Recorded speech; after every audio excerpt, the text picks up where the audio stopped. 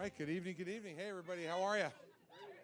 Thank you all for coming tonight. Appreciate it. Project to the people in the back there. Good to see all of you, too. Thank you all for coming tonight. I appreciate it. Senator, good to see you. It is always great to be back here. Good to be in New Hampshire. America's most famous political teenager is here tonight as well. Quinn, welcome back. This guy, let me tell you something. I am making as one of my goals in this race is not only to be the Republican nominee, not only to be elected President of the United States when we beat Joe Biden, but is also to make Quinn the most famous political teenager in America. And we are getting there. Did you hear me mention you yesterday? Face the Nation? Oh, okay. Go look. I did. I talked about you yesterday too, Quinn. I'm killing it for you. Your name ID is going to be, as good as Vivek's pretty soon. So thank you all for being here. I appreciate it very much. Mary Pat is with me. Mary Pat, did you say hello to everybody yet? Say hi to everybody.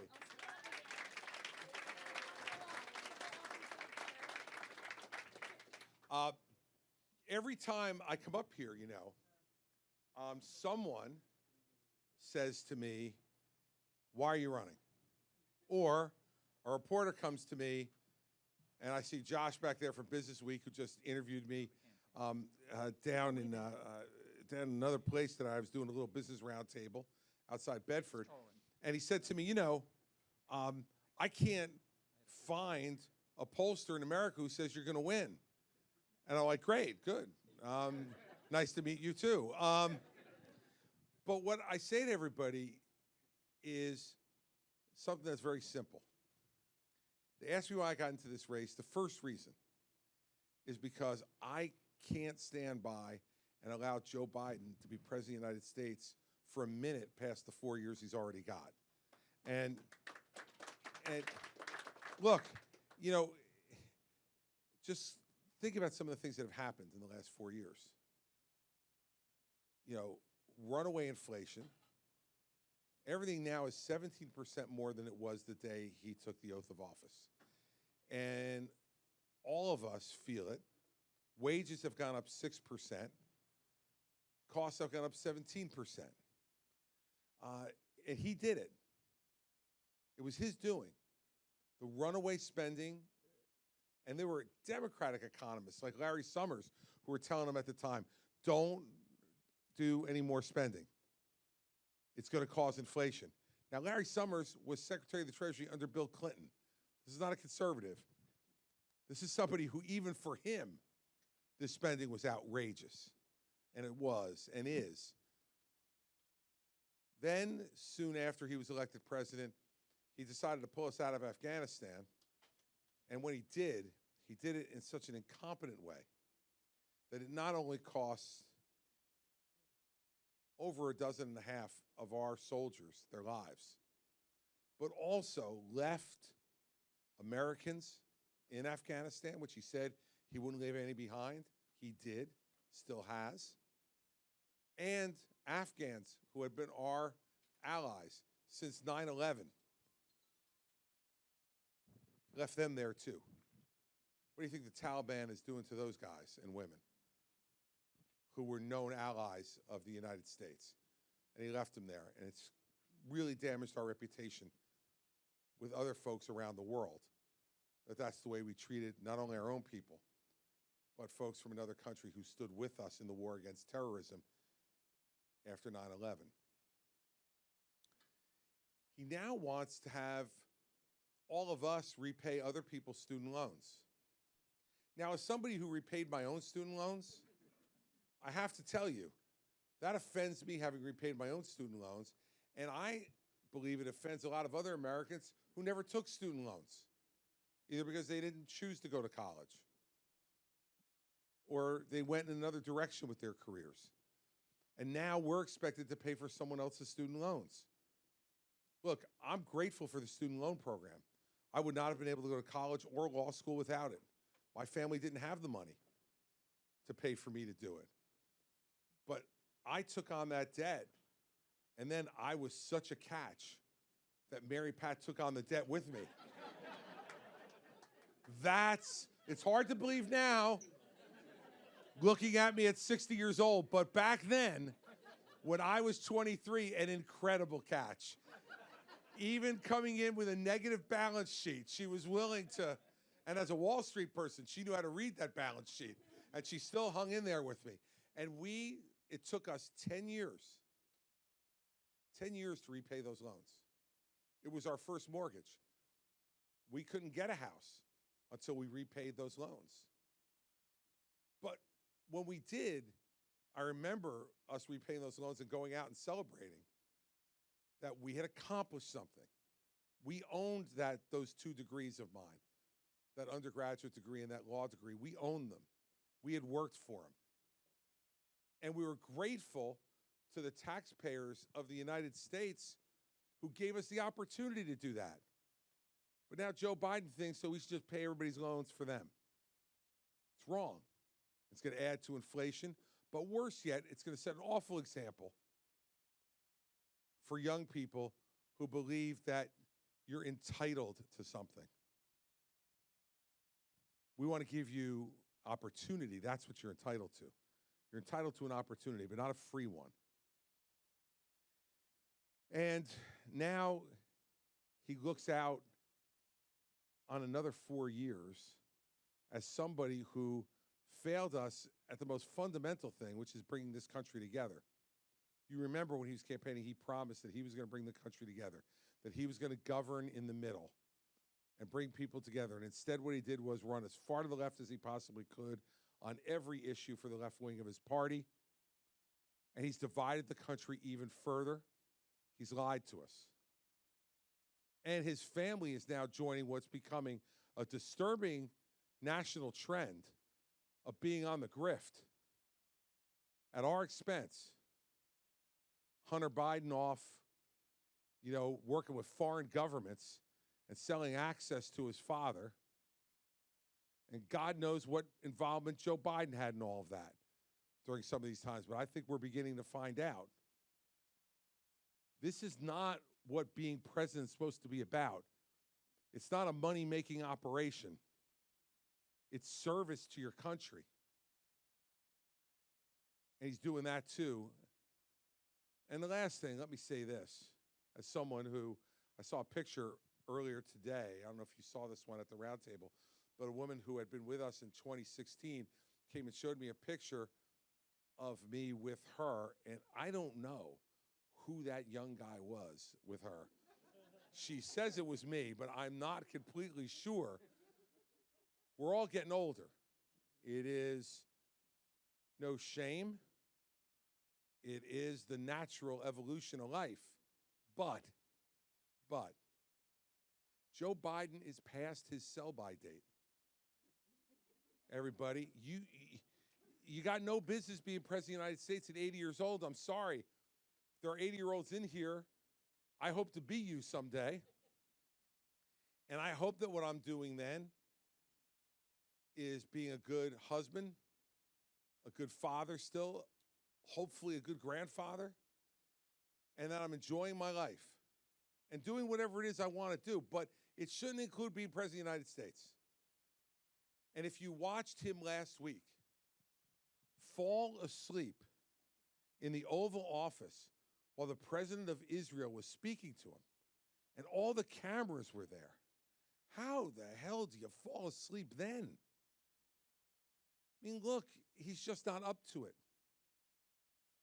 And if he's not up to it at 80, what is he going to be like at 86? Well, guess what? Guess what? He was the guy sitting in that chair, and he was the guy representing our country and falling asleep in front of the president of Israel. And so you are certainly right about the fact that there are people on his staff who are basically doing the day-to-day operations of the White House because he only works a few hours a day. And when he does, we don't know how well he's working.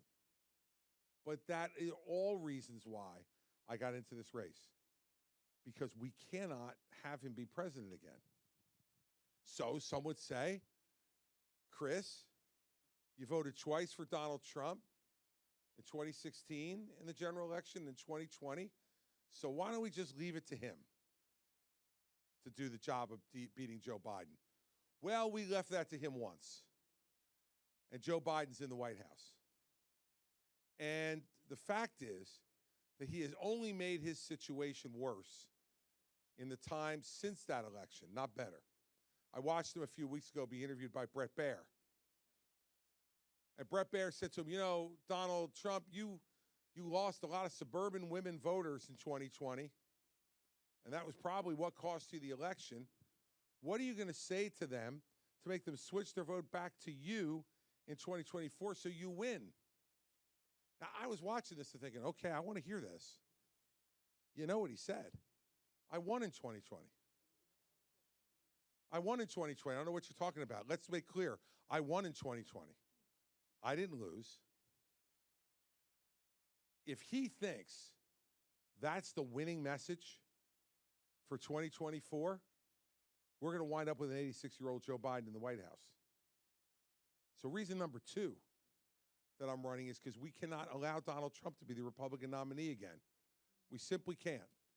And the reason we can't is not only because he'll lose to Joe Biden, although that's the first reason, but the second reason is he let us down. Let's be honest about it. I stood on those stages in 2016, in those debates. I participated in them. I was up here in New Hampshire working hard and campaigning. And I remember the things he said. Let's talk about just three of his main promises from 2016. Promise one, I will repeal and replace Obamacare. And we gave him a Republican Congress to do it. Let me tell you, everybody, I was governor of New Jersey for 8 years. I didn't have a Republican legislature for 5 minutes of those 8 years. I would have given my right arm for 1 week, Tom, with you as like Senate president in New Jersey. You would have never slept. We would have been working for that whole week. He had a Republican Congress, and he didn't repeal and replace Obamacare. And you want to know why? In the end, we lost by one vote. One vote. Whose vote was it? John McCain's. And why didn't John McCain vote that way? Because Donald Trump, from 2015 forward, insulted John McCain every chance he had. Said he wasn't a war hero. Insulted his time when he ran for president. Insulted his service in the Senate. Went to Arizona and said, anybody who's a McCain person can't be with me. His own selfishness and self-centeredness cost us repeal and replacement of Obamacare. So we still have Obamacare today. Second, this is my favorite one. He's going to build the biggest, most beautiful wall you have ever seen from one end of the border to the next, and Mexico's going to pay for it. Well, let's review the performance. He built 52 new miles of wall in 4 years. 52 miles. He says now, reelect me and I'll get it all done. Well, if he goes at the same pace that he went his first 4 years, he only needs 110 more years as president of the United States to finish the entire wall. And if you are waiting for the first peso to be delivered from Mexico, to even pay for the 52 miles that we got, it hadn't come. And I will tell you, back in 2015, I met with the president of Mexico at that time, President Peña Nieto, and I asked him what he thought about the wall. And he said, well, we're not big fans. He said, but it's your side of the border. You can do whatever you want, but let me promise you one thing, Governor. We're never, ever, ever paying for it, ever. And not only has he kept that promise, but so has his successor as well. And he said he's going to fix the immigration system. How does it look? Don't look too fixed to me. But worse than the fact that he didn't achieve it, he never even proposed a piece of legislation to fix our broken immigration system. Promise number 3. I am a businessman, and I will balance the budget in 4 years by cutting wasteful Washington spending. In 4 years, he added $6 trillion to the national debt. $6 trillion in 4 years. He ran up more debt in one term than any president in American history, and we shouldn't be surprised. Well, that's right.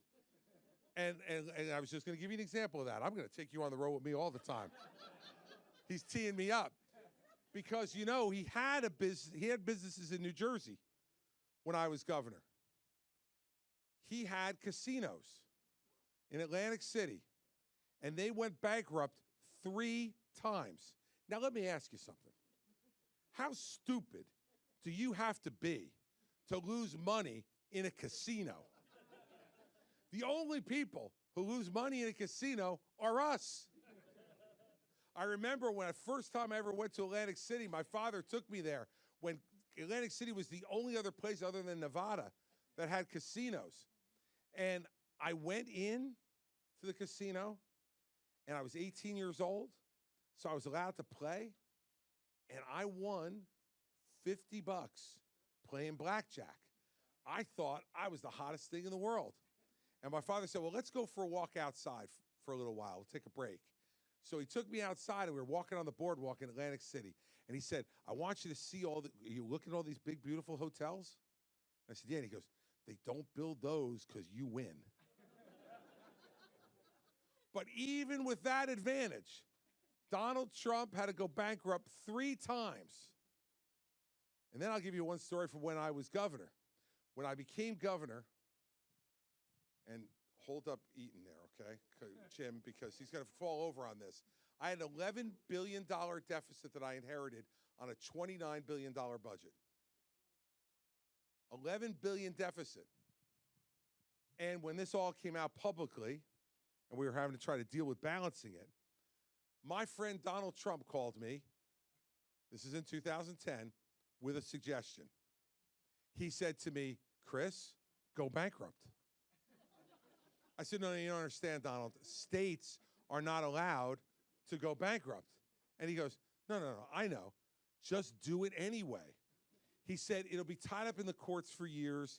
He said, and then everyone will just remember that you fought to not have to pay this money, and whatever the courts figure out, then they figure it out, but you look like a winner.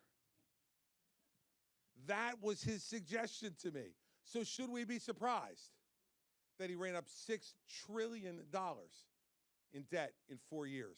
And what do you think he'll do when he never has to answer to you again? He's got 4 years to do whatever he wants. See, I'm for many of his policies. I remember, I was the first one to endorse him after I dropped out of the race. I chaired his transition. I chaired his opioid and drug abuse commission. This will keep you up at night. I played Hillary Clinton in debate prep in 2016. Oh, yes. You can all make your comments later. And in 2020, I played Joe Biden in debate prep. I took a couple of sedatives before I did, but I did. So I'm not some never Trumper. I am against him because he let us down on the issues that he made us the biggest promises on. If you like Donald Trump's policies, why in the hell would you ever hire him to make sure they happened? He's already proven he can't do it. And if you think next time's going to be easier than last time, I will tell you, no chance, because of all of his other conduct. So I want to be clear that I oppose him for his incompetence. I oppose him for his broken promises before we ever get to any of the criminal indictments. And I want you all to think about that for a second. That we are now casually discussing how many times he will be indicted. Not whether or not. It's never happened in the history of the country before.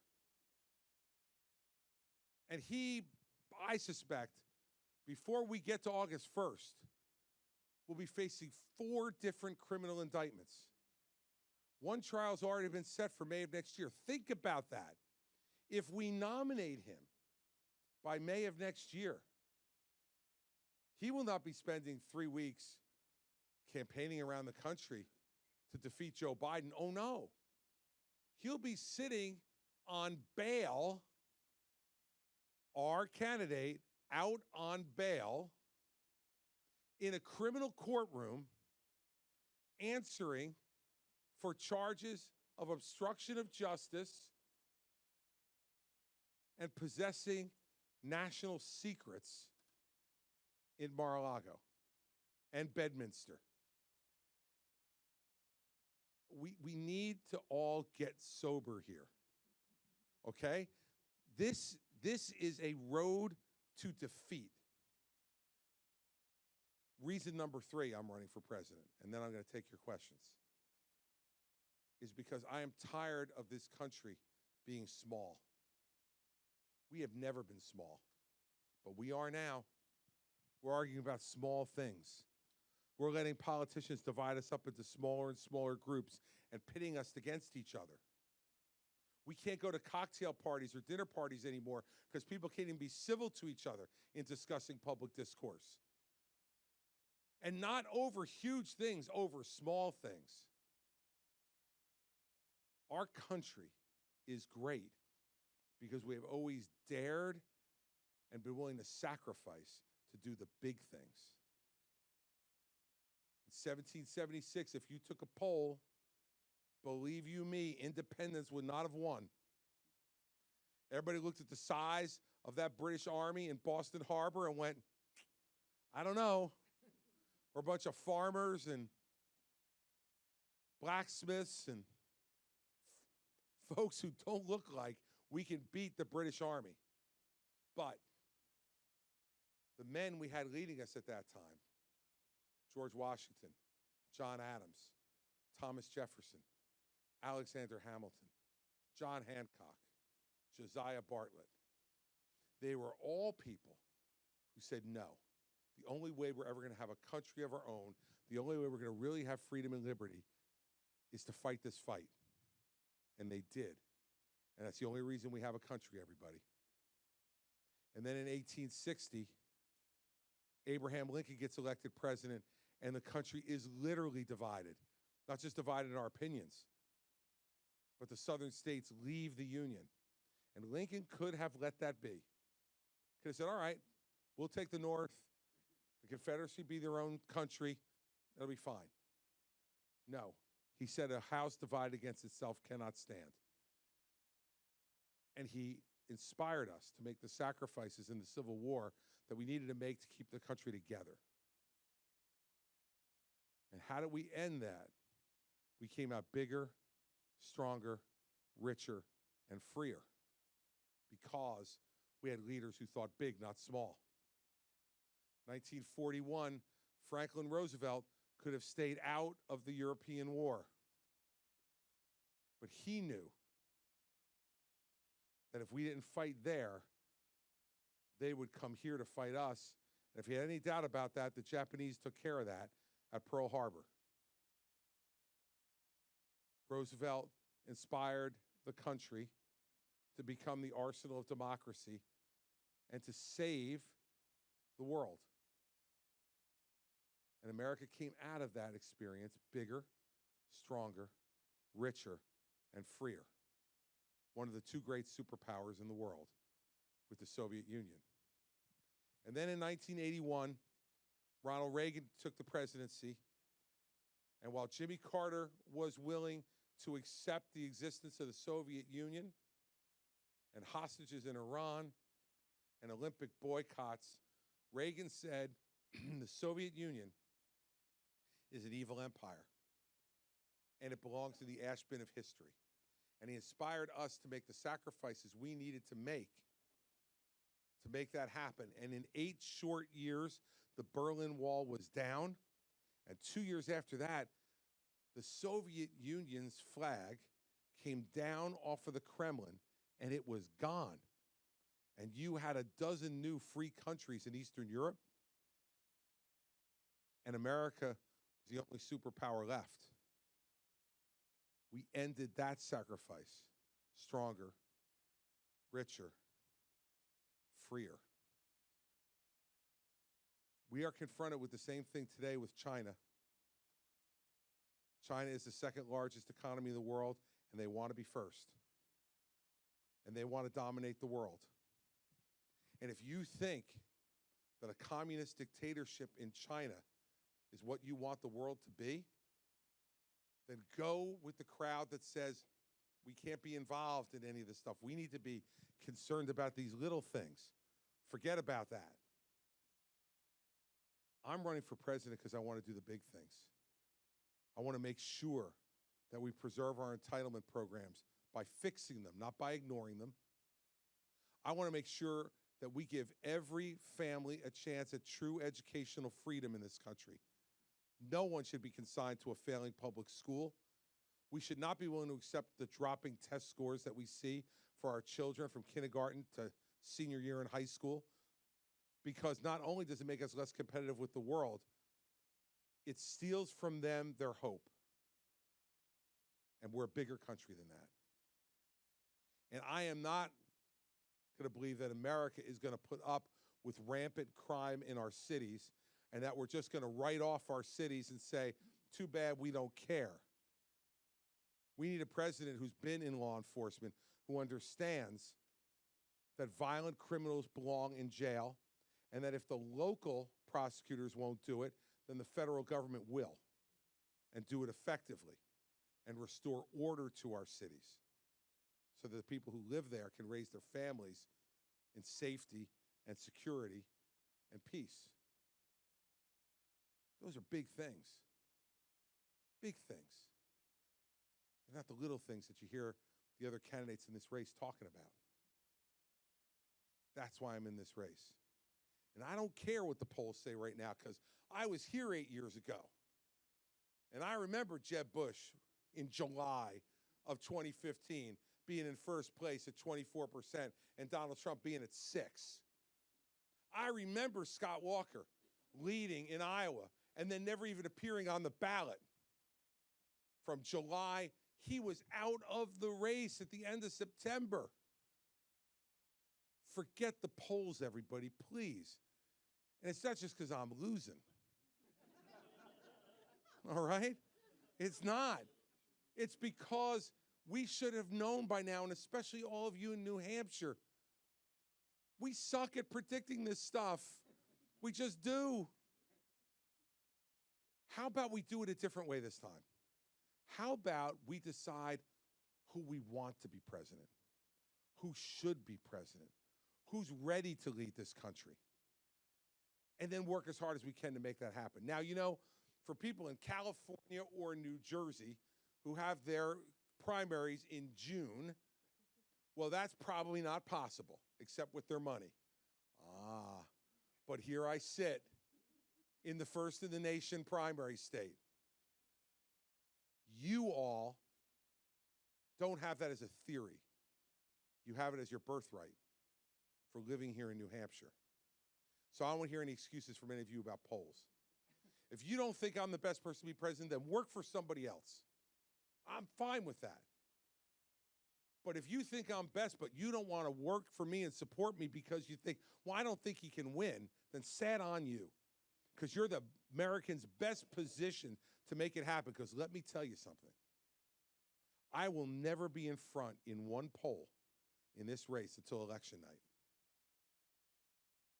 And then when election night happens and I win, all of a sudden you're going to become the smartest people in the world.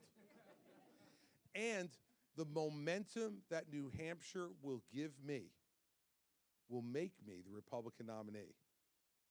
And I will guarantee you, if I am the Republican nominee, Joe Biden doesn't stand a chance to get reelected. And those are the odds that we want in November of 24. So I appreciate you all coming tonight.